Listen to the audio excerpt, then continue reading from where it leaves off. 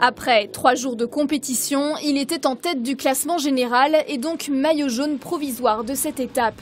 Christophe Ruche est pilote de ligne dans la vie, mais surtout passionné de vol à voile depuis ses 14 ans. Le planeur, c'est le pilotage pur. Voilà, si j'ai un conseil à donner aux jeunes qui veulent débuter dans l'aéronautique, c'est de faire du modèle réduit et puis de faire du planeur ensuite parce que c'est vraiment le pilotage à l'état pur. Voler à bord d'un planeur est unique en son genre. Sans moteur, le pilote ne dirige l'appareil qu'avec le manche et les pédales et en suivant les courants ascendants.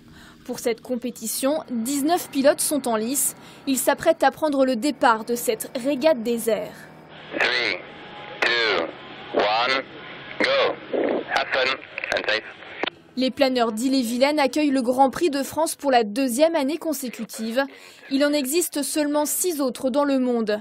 Le vol à voile est une discipline dans laquelle la France excelle.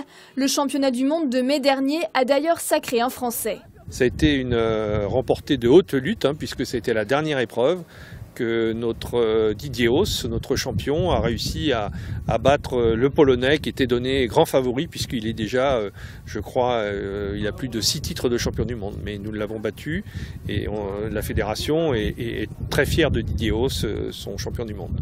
L'étape du jour a mené les pilotes jusqu'à Josselin dans le Morbihan, soit 250 km parcourus en moins de 3 heures.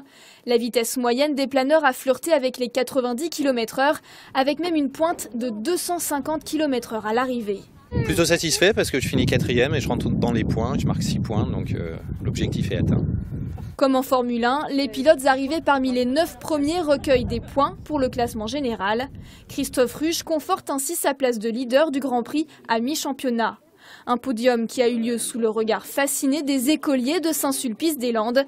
Ces derniers en ont d'ailleurs profité pour faire signer des autographes aux champions de la discipline. Voilà, mademoiselle.